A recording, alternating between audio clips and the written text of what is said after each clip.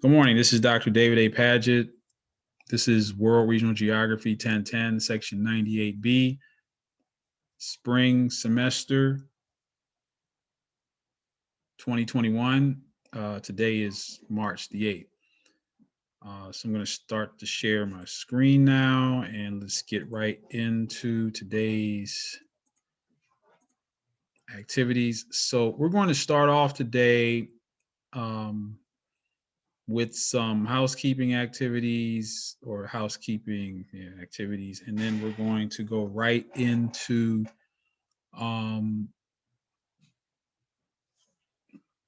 the quiz,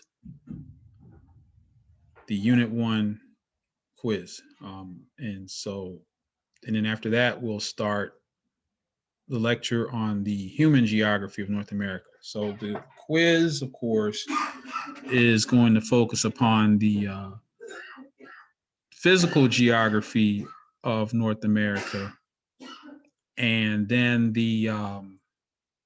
we'll follow it up by going into our next portion of Unit B. But before I start any of that, just a little housekeeping. So you might have noticed, perhaps, I don't know, that I have graded some of your work. And so if you go to grades here, now I'm in student mode. Notice I don't have anything turned in because I'm not a student, but you should be able to see your article reviews. You should be able to see the grade to your GIS assignment, the hometown geography map. Excuse me, I'm sorry. I was distracted by all the coughing. You should see the grades for your writing assignments. I have not yet graded the article reviews. I'll probably talk about those more on Wednesday. And your hometown map. So a substantial portion of the work you've done thus far has been graded, so you should have an idea of where you stand.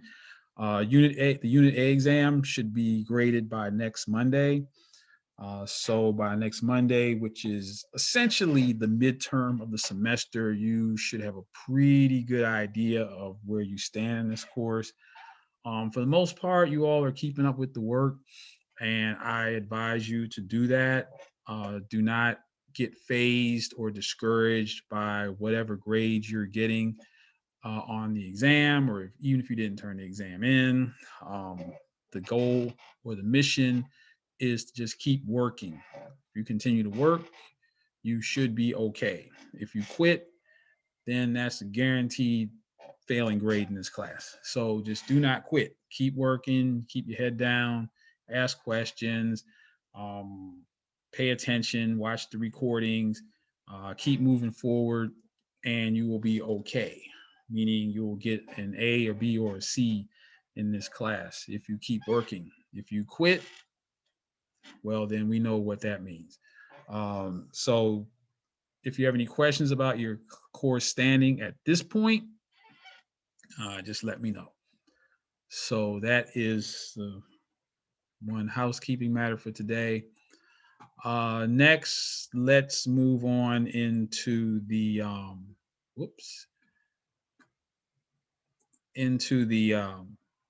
quiz. So this is the first of several research quizzes, and please pay close attention to the instructions here, so that you're able to successfully navigate the quiz. The quiz is posted here. Unit B research quiz. So I'm in student view, so you'll click there, and that'll bring you to the quiz and the answer sheet. So you'll download the quiz. It's a PDF document, and the answer sheet, which is an Excel document. Open up the Excel document and open up the quiz also. So here's the quiz. Notice that it's very similar. The quiz is very similar in the way that you'll complete it as the Unit A exam, in that you have the quiz itself in the PDF document, and you'll turn in your answers on a spreadsheet. So notice that the quiz will be due at 2:00 p.m. Central Time on Friday, the 12th, March. So after the deadline, late submissions will be penalized 3 points every 6 hours late past the deadline. Each correct answer is worth 1 point. Each explanation is worth 1 point. Each verified reference is worth 1 point. I'll talk about that in a minute as I demonstrate how to complete the quiz. So here you have the quiz. Notice there are 10 questions, multiple choice. Let's say you are taking the quiz, and now the answer I'm going to give here is not going to be correct. Obviously, I'm not going to give you an answer to the quiz question, but I'm going to show you how you would go about answering a question. So let's say you got the question 2. A person suffering from seasonal affective disorder would most likely be advised by his or her physician not to live in the region near letter blank. So let's say for whatever reason you thought that the correct answer was D or Q. So these the capital, the uppercase letters represent these uppercase letters on the map. Notice the Q here is in the Gulf Coast region of North America. And so let's say that you thought that that was the correct answer. Okay, so you would go to the answer sheet.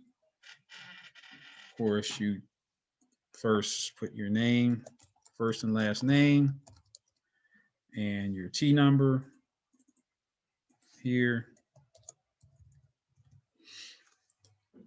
And then you would, let's say your answer, and the answer sheet should correspond not to the uppercase letters here, but to the lowercase letters. So that would be D. So say my answer is D. Next, you have to have an explanation for your answer that is based in verifiable reference sources. So notice that you only have a few valid reference sources. So we're not going to go Googling here, so you have either the textbook, any of the sources listed in the reading assignment, or from the lecture recordings, or the history of geography timeline. Those are your only sources. That's a lot of places to find information. Let me just show you exactly how you would go about doing this. So, explanation for your answer. Let's say you decided you heard it in one of the recordings. So you have to be very specific. I would say at the 10:30 mark in Dr. Paget's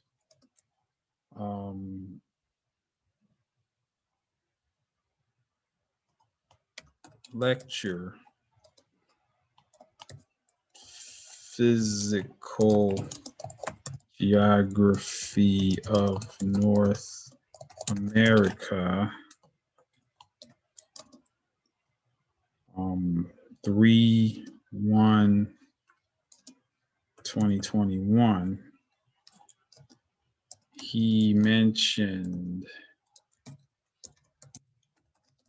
that persons living in the Gulf Coast region may suffer from SAD due to their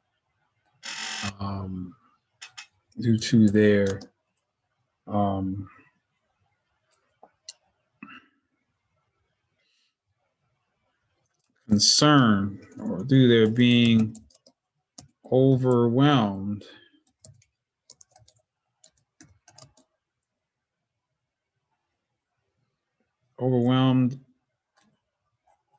by having to recover from frequent tropical storms, period. So let's say that's the explanation for your answer. So you have the detail is exactly where the timestamp in the lecture, the date of the lecture, and you might either quote me directly. Now, your reference source does not have to absolutely match this. Your reference source might be from the textbook. So if we go into the textbook and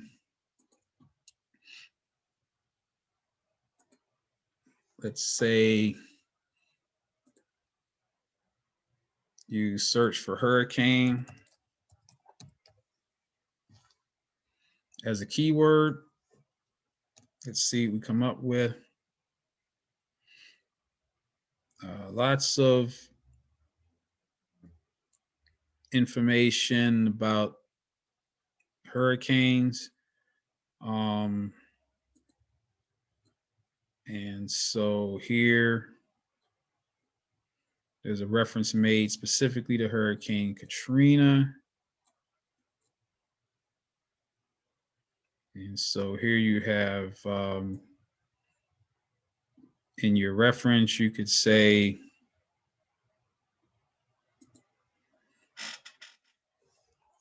Bradshaw textbook,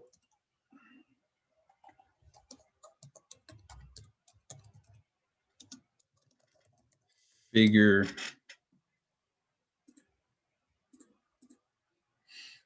2.7,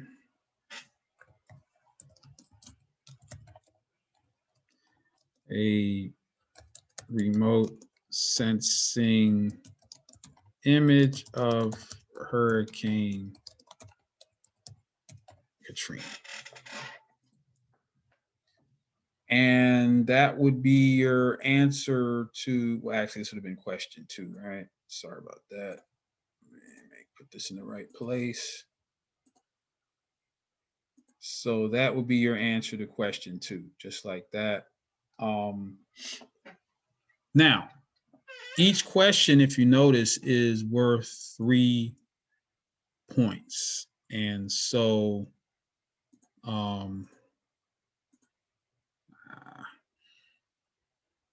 each question is worth 3 points. So you get 1 point for a correct answer, 1 point for your explanation, and 1 point for your reference. So it is possible for you to have the wrong answer, but your explanation is good, but somehow you came with the wrong answer. It happens. And then maybe your reference source is good too, but you have the wrong answer. So you could still get 2 out of 3 points, even if you get the answer wrong. You know, sometimes we are led along the right path and then we just don't come to the correct conclusion, but at least you demonstrated that you made a reasonable attempt at getting that answer, but maybe just wasn't correct. Or conversely, you could have the correct answer, but the explanation might not hold muster. Your reference source might not be correct. Maybe you didn't even have a reference source listed. I don't know. But this is how you would answer each question on the exam. And then at the end, you would upload this spreadsheet, just like with unit exam, the unit A exam, upload the spreadsheet to the Dropbox, and then that will be that. If you have any questions as you are completing the quiz, please let me know. I think it's pretty straightforward, but in case there's anything you are confused about, again, please let me know. Again, this is due on Friday, March the 12th. All of these materials are at your disposal. Again, it's open book, but nothing outside of this. Do not email me or contact me or let me see you say, well, Dr. Page, I couldn't find this anywhere in your material, so I Googled it. That will get you an automatic wrong answer, okay? We're not doing Google here, okay? We're not doing that. You have to use these verifiable sources. If you have a question, just ask me. Dr. Page, I looked everywhere. I can't find a reference for this. Just ask me. I'll help you out. I'm not going to give you the answer. I might give you a clue, but do not go and make up your own answer to questions on this exam. That just will get you a big fat zero for that question. Okay, don't do that. Ask me, I'll give you a clue. Okay, so get started on this quiz as soon as possible. Again, if you have any questions, let me know. So now it's time for us to move on to our next topic, which is the human geography of North America. So last week, we spent a lot of time focusing upon the physical geography of North America. Today, this week, we're going to look at the human geography of North America. And so here we go. There's lots of readings associated with this, and I'm going to walk through some of them.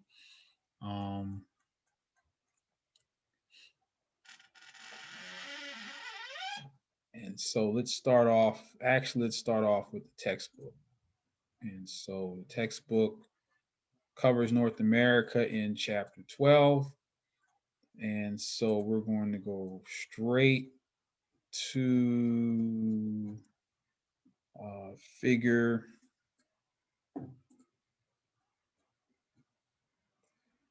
12.18. That's where we're going to start today.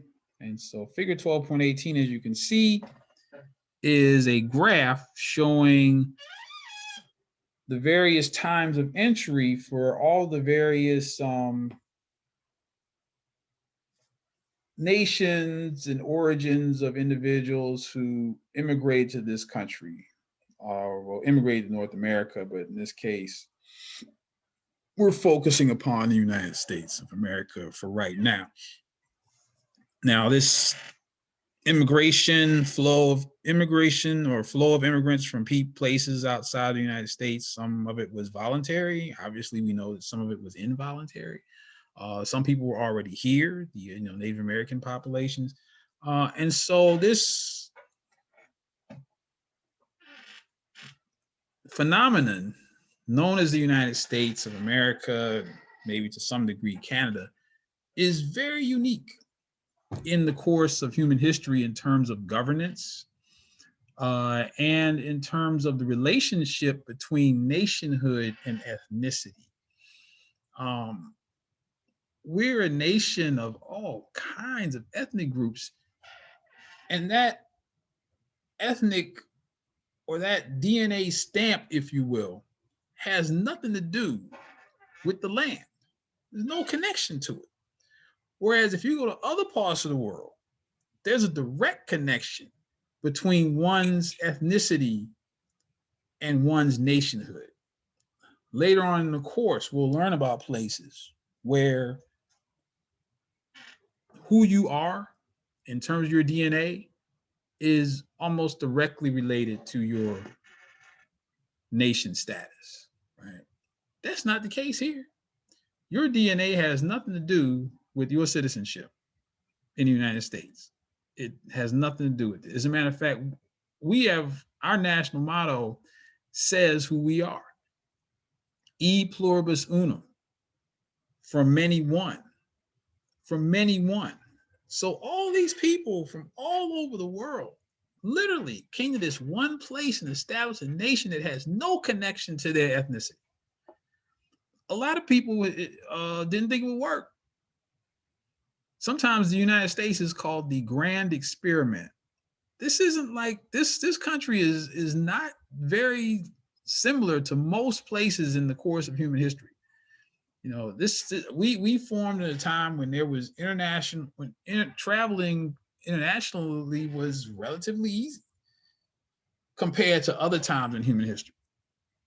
People could just get on a boat for a time and sail to these shores, or be forced onto a boat. I mean, and sail to these shores and stay here and survive. I mean, that it's a very unique situation. And politically, the question was how all these people are going to get along, and they're going to try to have a democracy. All these different people with all these different languages and religions, they're going to all get along under a democracy, not a theocracy or a monarchy. It's easy for people to follow a monarch. The king or queen says, this is what it is, and that's it. Everybody falls in line. But here we said, no, we're not going to do that. We're going to let everybody, at least every adult, well, we didn't start off that way. We didn't let women vote. Of course, black people couldn't vote. I mean, but now we're at the point where we're kind of letting everybody vote. Of course, there's still voter suppression, but I'm not going to get into that. But we finally arrived at this point where I ideologically, we have freedom, voting freedom in this country, right? Took a while to get here. But still, people, a lot of the world thought there's no way all these people from all these different cultures and languages are going to get together and have one nation under God, individual. Really? Freedom and justice for all. I mean, really, that's going to happen? But so far, we hit some bumps in the road. Now, we had the Civil War. Country broke apart. 1861, 1865, we had that happen. But even with that, we've had a peaceful transition of power in this country since its founding. Not every country in the world can say that. I mean, there are places where the person who lost the election said, I'm not leaving, and didn't, and stayed for decades, right? In some places, there are no elections. Well, maybe they had one election when the country first got independence, and that's it. It hadn't had one since, right? Same person's in office. 40 years, 50 years, right? That's other parts of the world. Then there have been other cases where the election happened and the person seemed to have won, and no, the person seemed to have lost. The sitting president or the sitting leader lost, or I'm getting this all wrong. The sitting leader presumably won, and the rest of the people said, no, this is illegitimate, this is a fraud, and ran up into the Capitol building or palace or whatever and threw that person. The person who was in charge had to leave the country, go into exile. Or in some cases, they would just straight kill, right? We haven't had that happen here in 200 years. Now, it's early. We're a young country. There's nation states that have been around for thousands of years. We're young. We're only a couple hundred years old. So far, so good. We're doing a good job so far, right? But it's very different. And we have our issues. If you have been watching any parts of the news the last couple of years, we have some serious issues still. We still haven't quite got this equality thing down yet. Right? We still haven't quite got there. We're working on it. Not exactly the ideologically perfect union that we thought we'd have, again, with liberty and freedom and justice for all. We're not quite there, right? So all these people came together, and now the next question is, well, where do they all end up geographically? Everybody is. So let's go to the next figure, figure 12.19, A, B, C, and D. So here we have the geographic distribution of some of these persons. So the first one is the geographic distribution of people of Hispanic or Latinx origin. So let me just start there. People might be asking, wait a minute, what is Hispanic, or is it Latino, or is it Latinx? What's going on? Well, remember, the word Hispanic refers to those who are of Spanish descent. so to speak. Not everybody in the Latinx world is of that um, Hispanic or Spanish heritage. There's Africans, there's indigenous people, there's, not everybody falls under that distinct marker. So they would rather be called, well, for a while, Latino. But in the Spanish language, in other languages, there are male and female uh, parts of the language or terms. And so Latino really means a male, as opposed to a Latina. So when you say Latinx, that's more of a gender neutral way of talking about people from that part of the world. Okay, so there's just a brief explanation for why you have these different names. Okay, if you look at the map, of course, in the southwestern portion of the United States, along the Mexico-U.S. border, clearly there's a significant presence of people of Hispanic or Latinx origin, largely due to the fact that obviously during a period of time that southwestern portion of the United States was Mexico. We just kind of annexed it historically. So there were Mexicans here before the United States was here. And so they didn't all cross into this country. It wasn't as if this country was all Anglo and then all of these Mexicans came here. No. The Mexicans were here first. Then the United States came along and annexed them into the country. If you look at Florida, somewhat different Latinx population there, largely from parts of Latin America, South America, Central America, the Caribbean. As a matter of fact, Miami's nickname is the capital of Latin America, even though technically it's not geographically located in Latin America. But from an economic standpoint, to some degree, from a political standpoint, from a cultural standpoint, Miami, which is in the United States, is called the unofficial capital of Latin America. And if you've ever gone there, you figure that out right away.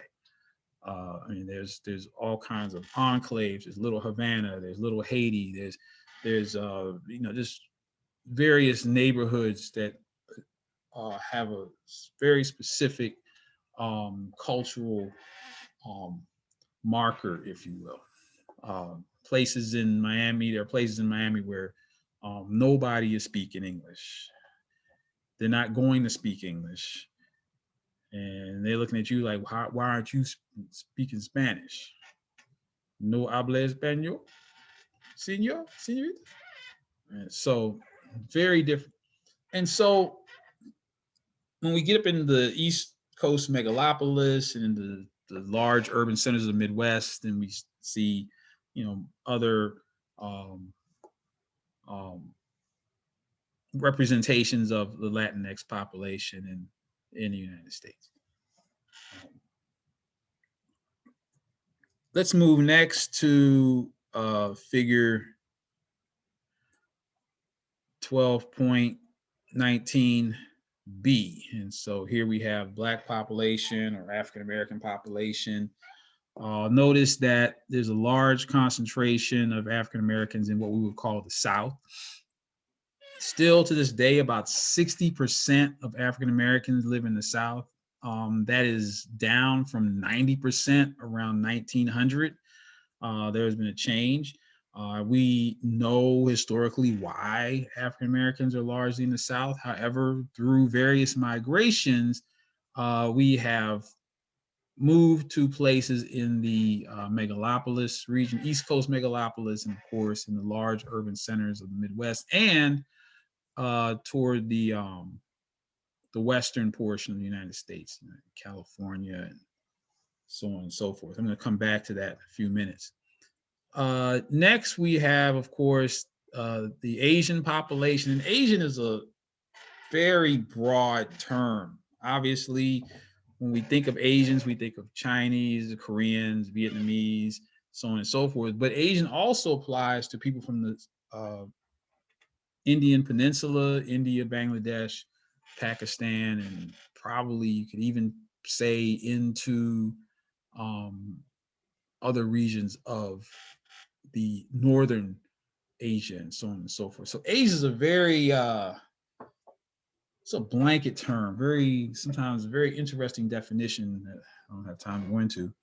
And of course, last but certainly not least, we have Native Americans and Alaska Natives. The most Native American ethnic groups or tribes, if you will, are in Alaska. Then you have the rest distributed largely in the southwestern United States. Then, of course, you have Oklahoma, but that's as a result of a forced migration of Cherokee from the East Coast region out west. And then, of course, Florida, you have the Seminoles and other populations there and throughout the region.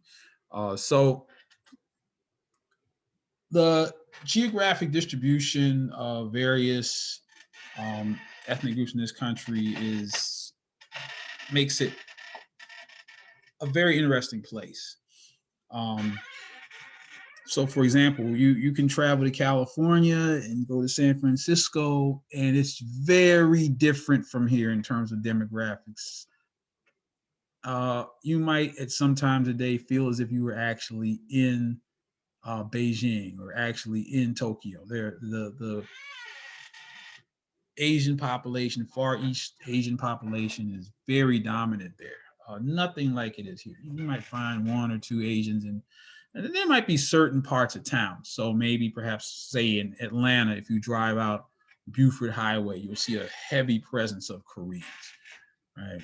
But for the most part, if you drive around the rest of the city, you won't see that much of a heavy concentration of Asian people, but that's just one example I can think of. So, of course, these populations have not, it's not a static situation. Populations have moved around. And so the first population in terms of internal migration I'm going to focus upon, of course, African Americans. And that's going to take us to that's going to take us to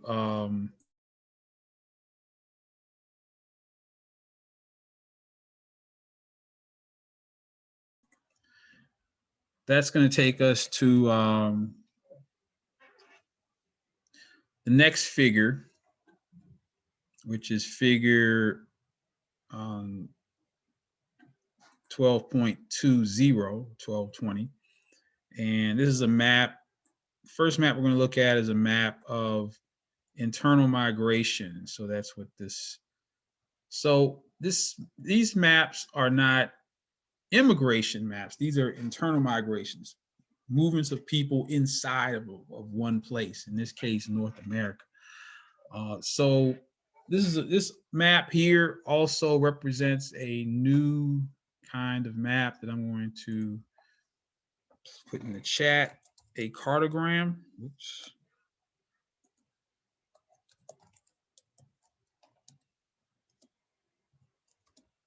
So a cartogram is a map that uses shapes to send a message to the map reader. So if you remember, an isoline map uses line symbols.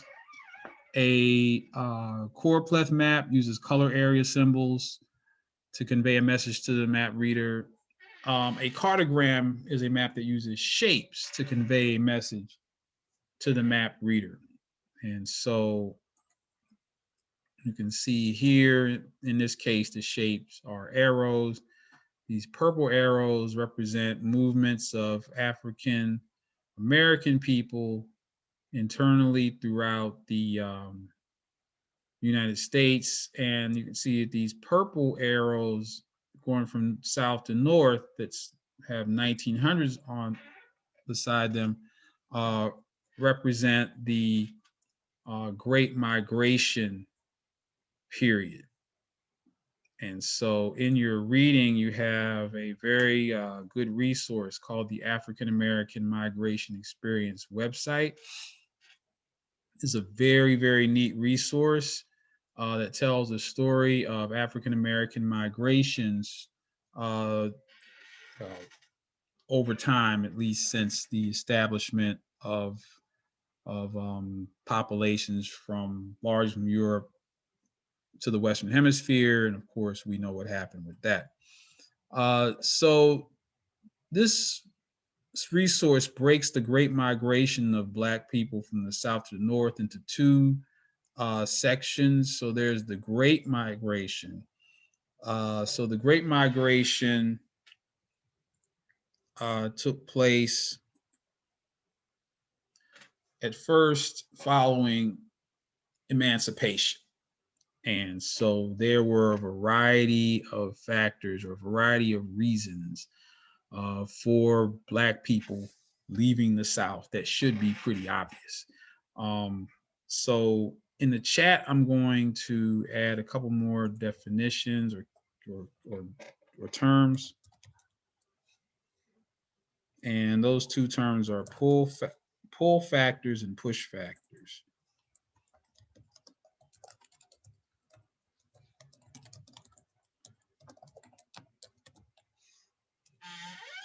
So a push factor is something that convinces a person to leave wherever he or she is and move to someplace else. So a push factor in terms of migration is usually something negative that makes a person leave a place. So we can think of plenty of reasons for African Americans to leave the South during the period after emancipation. Yes, they were no longer enslaved, but you still had lack of economic opportunity, lack of educational opportunities, lack of, I mean, just you name it. As a matter of fact, if you look historically, even into the early part of the 20th century, if there are many places where African Americans, you would literally have to leave town to go just to go to high school. Uh, so it was almost as if going to high school was like going to college now. So if you were from some little town in Mississippi or Georgia or wherever, and you wanted to go to high school, if you thought that, or if a parent thought his or her child was bright enough to go to high school, they'd have to go to Atlanta or Nashville or Bowling Green or some much larger city just to go to high school. And in some places, the schools will only go up to the 11th, the Black schools only go to the 11th grade. In order to get a diploma, you'd have to leave and go. So that's how it was very difficult in terms of educational opportunities, economic opportunities. A lot of Black people, when they were emancipated with nothing, no property, no livestock, no money. They were property themselves. And so they wound up in many cases staying right where they were, and they were given the opportunity to work the land. Now they were allowed to make money, that we weren't enslaved, but they were engaged in something called sharecropping. So if you have no resources to start a business or to get into farming in this case, these individuals had to borrow from the landowner. And oftentimes they had to borrow so much that the debt that they owed from the borrowed supplies, land, whatever, was greater than the amount they made. So they were in debt, in debt, chronically in debt. No way of becoming wealthy or even financially independent ever under that system. So the lack of economic opportunity, the lack of educational opportunity, along with just outright fear of being killed by racists, or that pushed a lot of people out, a lot of Black people out of the South. They thought we have got to get out of here. Now, where did a lot of Black people go? What were the pull factors?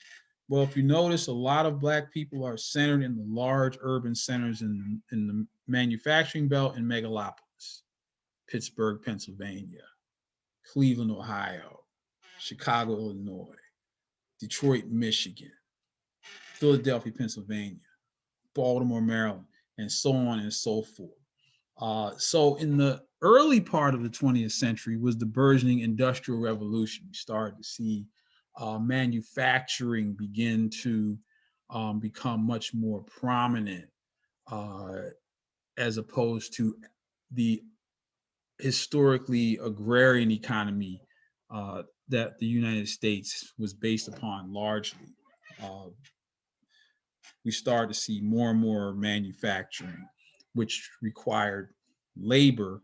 And so the North posited itself as being, I guess, more openly friendly to Black people, even though not really, but at least it was better than living in the South. And so we started to see, in terms of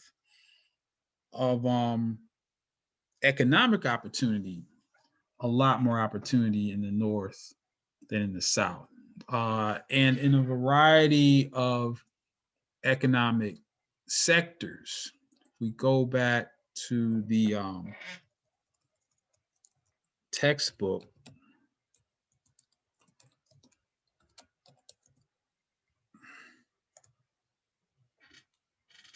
and we go to the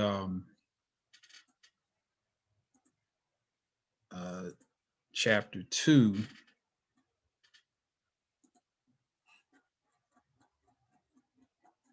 And let me pause recording. Okay, so this brings us to a discussion of the 4 economic sectors, which begins on page 56 of the textbook. And so there's the primary sector, the secondary sector, the tertiary sector, and the quaternary sector. And let's talk about this as it relates to the Great Migration. So the primary sector is where you extract raw materials from the earth, including mining, logging, fishing, farming, so on and so forth. So obviously, because most Black people were involved in farming in the South during the early part of the 20th century, they were largely engaged in the primary sector of the economy. That sector was not really profitable for them. And so that was a push factor for them to go to the large urban centers and take advantage of secondary sector economic opportunities. And you can see that the automobile manufacturing started in the early part of the 20th century, and then that was followed by other manufacturing plants in the manufacturing belt, which brought job opportunities, career opportunities for African Americans, and pulled them to migrate toward the North. And what's most important here is that these jobs did not require a lot of education. So let's say, for example, a Black man who had 5 or 6 children somewhere in Mississippi or Alabama, he could bring his family to Detroit or Chicago or Cleveland with a 3rd grade education and still manage to take care of his wife and children.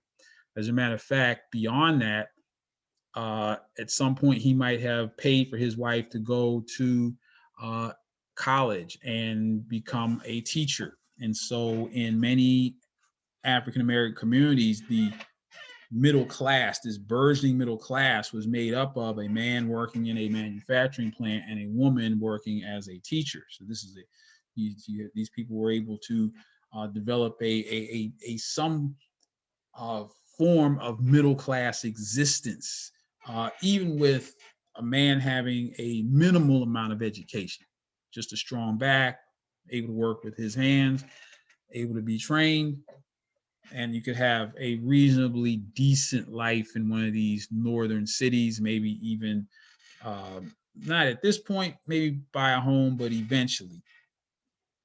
Now, the African Americans also took advantage of service sector jobs, which were in the tertiary sector. Um, Started to, working on the trains as Pullman porters. There's a very famous history behind that. Or working as domestics, or working in a variety of service sectors, or really becoming entrepreneurs. There were a lot of Black-owned businesses that served Black people because African Americans could not go to the dry cleaner in the white part of town. They could not go to the grocery store in the white part of town. They could not go to the entertainment establishments in the white parts of town. So they developed their own tertiary sector uh, opportunities. Now, the quaternary sector is the information-based economy. It's like news media, and certainly there were many very famous Black media outlets that still exist to this day in some cases. That's more of the quaternary sector, but the bulk of the pull factors for bringing African Americans to the North through the first Great Migration was largely in the manufacturing sector. And then this continued with the second migration that occurred after the Second World War. We could see that now millions of African Americans started to leave the South and move towards the North to take advantage of various economic opportunities. Albeit, even though there was not the kind of overt threat of racism in some cases that was experienced in the South, the North was no panacea. It was not a utopian destination as far as race relations, but there was economic opportunity. And so, especially after the Second World War, manufacturing really blossomed in the United States. And that is because we were spared a lot of the damage that the rest of the world experienced during the Second World War. There were no bombs falling on Detroit. There were no bombs falling on New York or Los Angeles or Chicago or Pittsburgh. There were certainly bombs falling on London and Berlin and just about every other city in Europe. So, and in Asia. So the Second World War, we were spared that infrastructural destruction that occurred during that conflict. And so as a result, we were the last nation standing almost in terms of being able to produce goods and services. So a lot of the plants that were making tanks and bombs and guns and what have you during the Second World War were rebranded, if you will, and started making household appliances and other things that served the burgeoning, blossoming, growing middle class that came with soldiers coming home from war and taking advantage of the GI Bill. We had the federal FHA, Federal Housing Authority, that made it possible for middle class people, middle class white people, let me just be real, to purchase homes. Didn't quite work out for Black people, but that's another story that I deal with largely in my urban geography class, Geography 4850, that I teach during Maymester. So you might want to check that out. But for the most part, we had this huge need for labor in the manufacturing sector. So that pulled even more African Americans out of the South, who really were significantly disappointed. The belief was, after all of these Black people fought alongside of their white brethren in the war effort, that after the Second World War, there was going to be there was a hope there would be a new day. And that didn't happen. In fact, probably one of the most, I don't even have a word for it. One of the worst things that happened was we had Black soldiers, mostly Black men, who were killed because they were wearing the uniform.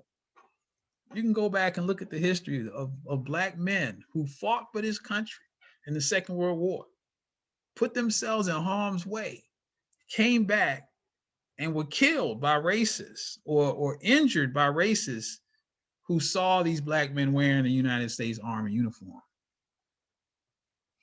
These Black men who were fighting for these races freedom and safety, putting themselves in harm's way, but were killed because they had on a uniform.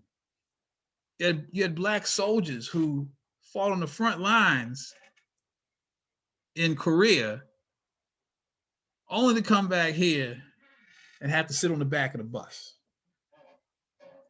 So yeah, there's some more reasons. That was largely in the South, but it was very widespread.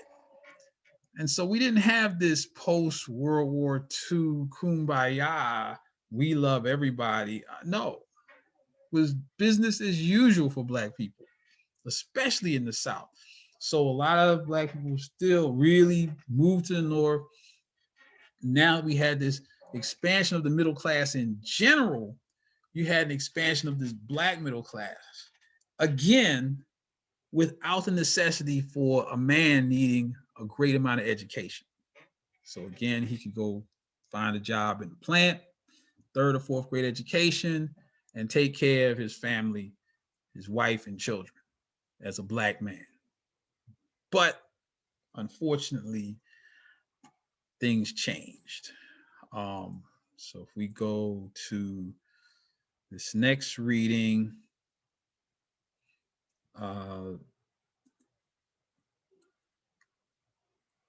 now, certainly there was a period of time when the United States was dominant and a leader in the secondary sector, manufacturing.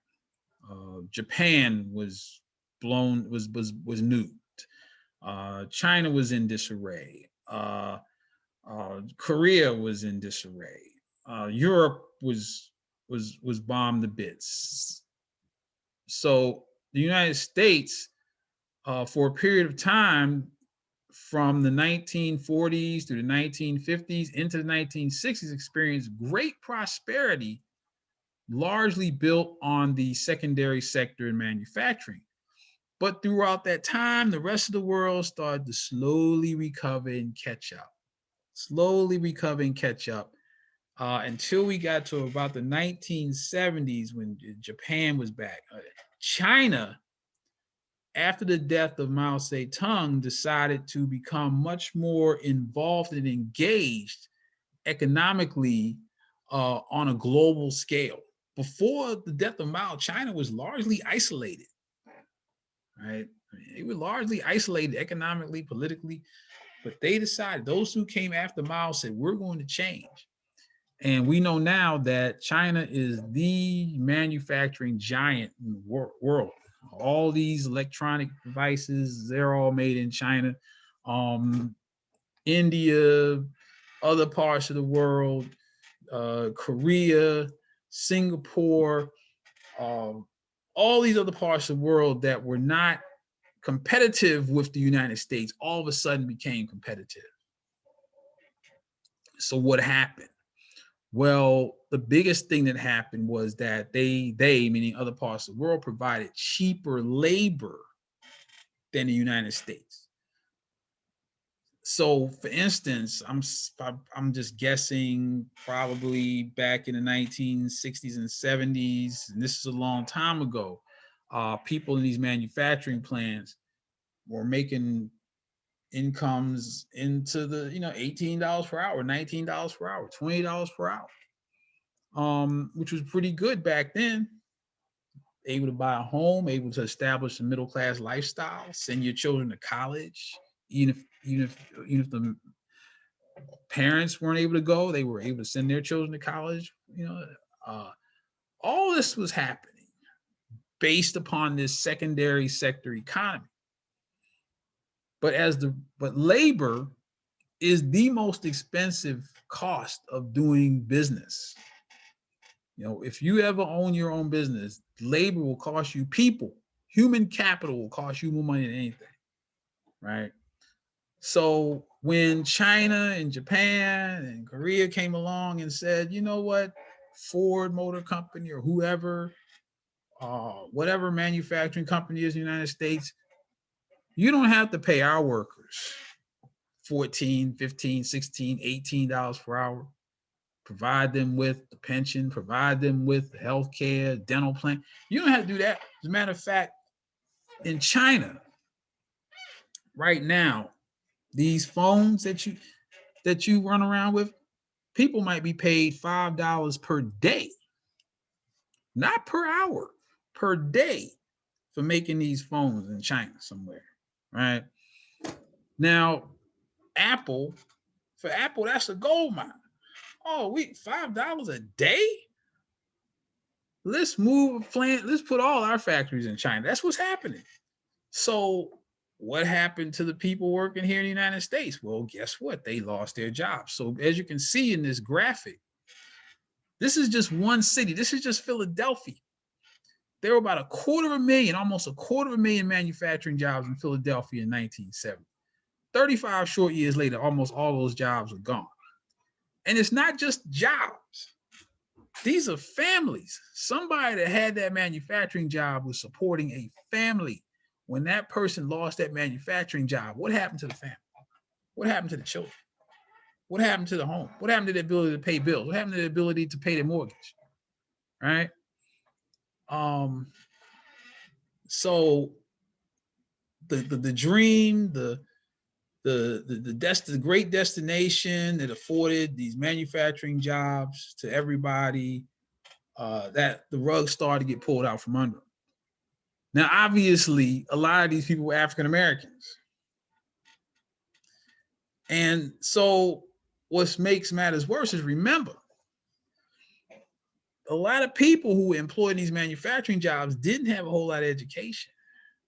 And that's all they did. 15 years, 20 years, 25 years was working this manufacturing plant. And then you lose your job. You're 40 some years old. All you've done since you got out of high school was work in this manufacturing plant. Was if you got a high school diploma. Now all of a sudden you're on the street, no degree, no education. You're middle aged. What are you going to do? Go down the street and work at McDonald's and support your family, right? So this loss of manufacturing jobs obviously hurt everybody, but it really, really hurt African Americans, especially Black men. Started to lose their jobs and positions in these manufacturing and secondary sector that really literally had this a major domino effect, if you will, and had a very destructive impact upon the Black family, unfortunately. And so with this decline of manufacturing came a decline in the quality of life. In this article, remember we had the manufacturing belt. The manufacturing belt began to become referred to as the Rust Belt. As people lost their jobs in manufacturing, they were unable to pay their mortgages, unable to pay rent. A lot of homes went into foreclosure. In cities such as Baltimore, you had tens of thousands of abandoned homes. Tens of thousands of abandoned homes where people who once proudly worked in the manufacturing sector, especially Black men, proudly worked in the manufacturing sector, taking care of their families, could no longer afford to do so. And then what made matters worse was right around the time that this economic decline and destructions reached its height in inner cities of Detroit, and inner city of Baltimore, inner city of Washington, D.C., and Philadelphia, and New York, and on and on and on and on. You had the rise of crack cocaine. I'm going to talk about that a lot more when we get into the next unit, but it was the perfect negative storm, the perfect destructive storm that hit urban America at the time. Was you had high numbers of unemployed young Black people, their parents or their fathers unemployed, household becomes unstable, and now along comes crack cocaine. And a lot of young men, a lot of young Black men went right into that's opportunity, whatever you want to call it. And the result, we still haven't recovered from the result of that in many, many, many ways. Many, many, many ways that I can't even begin to describe. And on top of that, the recession of the 1980s, which caused further shrinkage of opportunities from an educational standpoint and from an economic standpoint. And we started to see what was the manufacturing belt become the Rust Belt. Rust being a term attributed to rusting plants. I mean, you literally had these giant steel mills and car manufacturers, all these places where men used to work, and women, now rusting away. And so I will, I guess, stop here today. I could keep going, but I'll stop maybe not on the most optimistic note, but we're going to stop here today, I think. And well, I'll do one more thing. I'll stop the discussion about human geography of North America, but I do want to, I'm going to stop my share for just a moment. I do want to take a look at some of your article reviews now that we have some extra time, just to see how you all are doing. Give you a couple examples, hopefully good examples of the work done thus far by your classmates. So let's take a look at some of the work that has been turned in. For the first article review, let's see. Let me take a look at this one.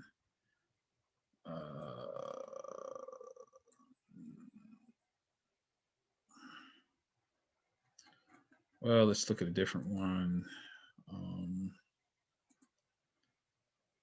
Try to find a good one here. Let's see if we can find one.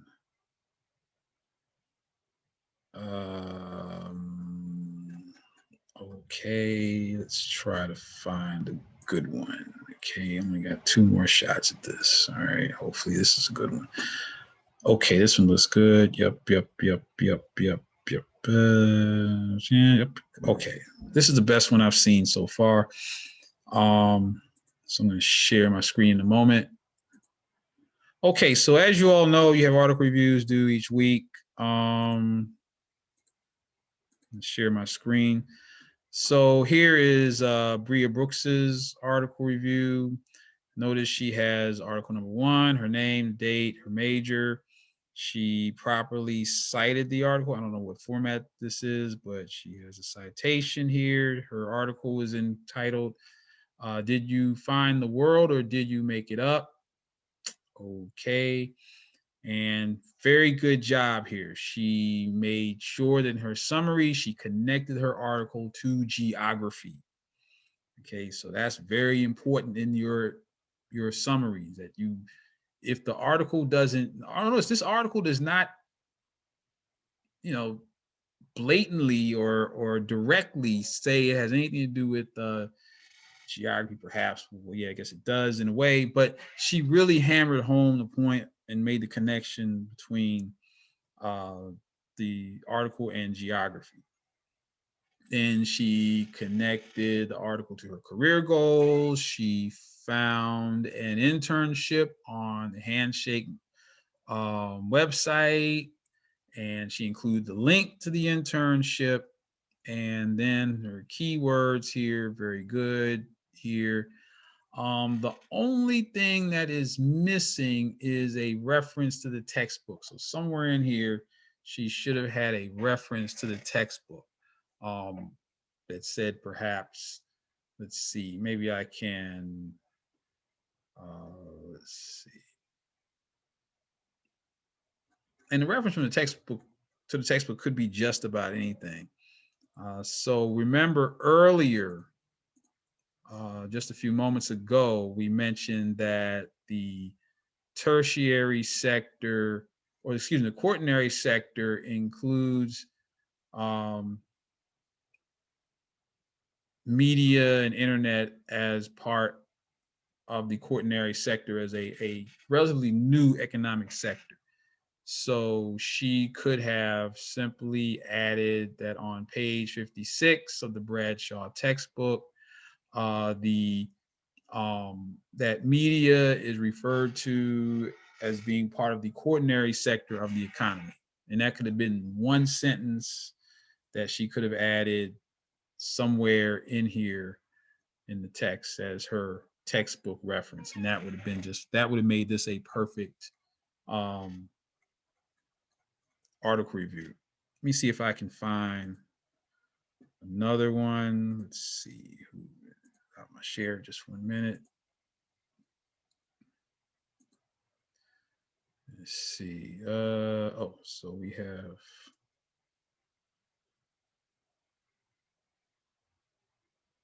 Well, okay. So if you took a look at that one, and also I provided an example of a good article review at the article review Dropbox. Yours should be as close to the example as possible. Okay, some of you I noticed kind of left a lot of stuff out. Be sure to do these article reviews. So I believe that let's see, I believe that article review 2 is not due until 11:30 p.m. I do that on purpose so that we can talk about the article reviews in class. And hopefully by 11:30, you will have submitted yours. Remember, the article reviews count as a fifth of your grade. Make sure that you get them done. They take maybe 30 minutes. Get them done. Do them. Don't blow them off. That should be at least 80 easy points. 80 easy points that you should be able to get by doing the article reviews. I haven't graded the midterm, the unit A exams yet, but I'm willing to bet that people might have had some difficulty with the exam. So don't count on getting your points on those exams, even if they're open book. You probably found that out the hard way over the past week that, whoa, this isn't as easy as I thought it was going to be. Okay. And so you'll probably find the same thing with these quizzes. So every opportunity you have to get some relatively easy points, take it. Take it. So get the article reviews done. As usual, if you have any questions, please don't hesitate to ask me. So I'm going to stop the recording at this point. If you've been watching, thanks for your, if you're here, thanks for your attendance. If you're watching this recording and you have any questions, please follow up and ask me as soon as possible.